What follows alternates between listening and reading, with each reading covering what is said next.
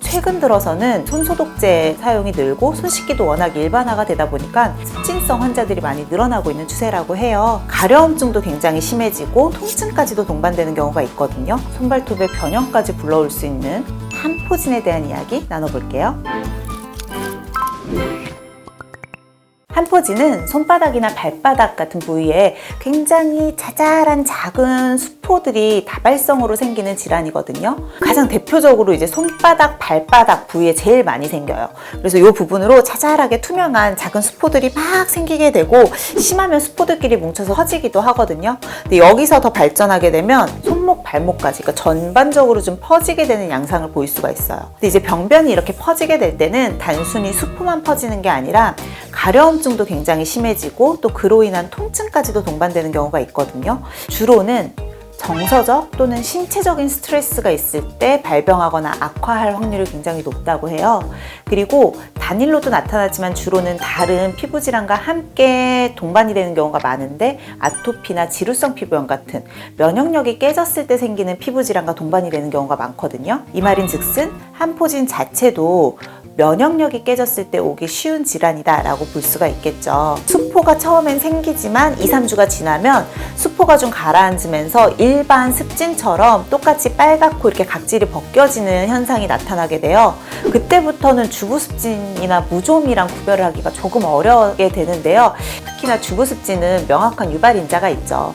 물이 많이 닿는다거나 주방세제 같은 것들로 계속 자극해서 닿는 그 특정 부위에 빨갛게 염증이 생기고 그 부분으로 두껍게 각질이 벗겨지는 현상이 일어나는데 무좀과의 가장 큰 차이점은 무좀은 이제 명확한 원인이 있잖아요. 진균, 감염. 그래서 병변의 모양 그리고 병변 치료에 대한 어떤 효과 이런 것들을 좀 보면서 감별해낼 수 있을 것 같아요. 보통은 한포진이 여름철에 더 심한 경향을 보이거든요. 땀 같은 걸로 악화가 될 수 있어서. 그런데 최근 들어서는 이 손소독제 같은 것들 사용이 늘고 손 씻기도 워낙 일반화가 되다 보니까 계절과 상관없이 습진성 환자들이 많이 늘어나고 있는 추세라고 해요. 실제로 하루 기준으로 10회 미만으로 손 씻는 분들과 10회 이상으로 손을 씻는 분들을 비교를 해볼 때 10회 이상 손 씻는 분들이 습진성 병변이 생길 확률이 2배 이상이라고 하니까 좀 신경을 쓰셔야겠죠.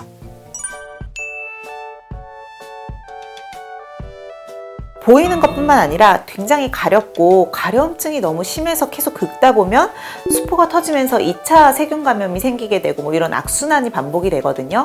일단은 1차적으로 수포가 올라왔을 때는 수포는 터트리면 안 되고요. 웻드레싱이라고 해서 젖은 드레싱으로 수포를 좀 말려줍니다. 그 다음에는 국소적으로 스테로이드 젤을 도포하는 게 가장 일반적인데요. 스테로이드를 너무 자주 바르게 되면 오히려 이 스테로이드 연고로 인한 부작용이 생길 수가 있어요. 스테로이드제 대신 면역 억제제를 바르기도 해요. 그리고 이런 국소 도포만으로 효과가 별로 없다.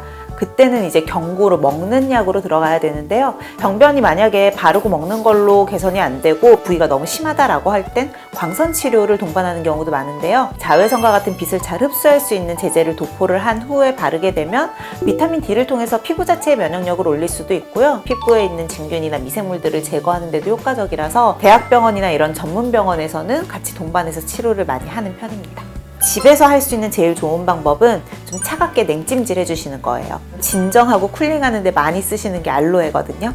알로에 같은 걸 좀 도포해서 마사지를 해준다든지 하는 방법으로 열감을 빼주는 것만으로도 가려움증은 훨씬 빨리 개선이 될 수 있습니다. 이게 습진이다 보니까 좀 건조할 수 있잖아요. 그쵸. 이때 뭐 크림 같은 거 발라주는 게 좋을까요? 1차적인 이 수포가 다 가라앉고 나서 2차적으로 태산화가 되어 있을 경우에는 그런 뭐 보습이나 핸드크림을 바르는 게 도움이 될 수 있어요. 근데 현재 막 수포가 올라오고 병변이 있는 상태에서는 뭐 순한 보습제라면 상관이 없겠지만 일반 핸드크림 같은 것들 안에 있는 화학 성분이 또 자극이 될 수가 있거든요. 그래서 그때는 특별하게 스테로이드 연고 말고는 다른 걸 도포하지 말라고 하는 편이고요. 이후에 만성화된 병변에는 도포하셔도 괜찮습니다. 의사연! 초기에는 증상이 좀 비교적 경미하고 또 보이기에도 크게 뭐 무서운 병변으로 보이지 않다 보니까 그냥 방치한다거나 간과하기 쉬운 질환이 바로 한포진인데요. 오늘 가볍게 집에서 케어할 수 있는 방법부터 또 병원에서 치료하는 방법까지 좀 다양하게 설명드렸으니까 도움이 되셨으면 좋겠습니다. 자, 오늘 내용 도움이 되셨다면 구독과 좋아요, 알림 버튼까지 꼭 눌러주세요.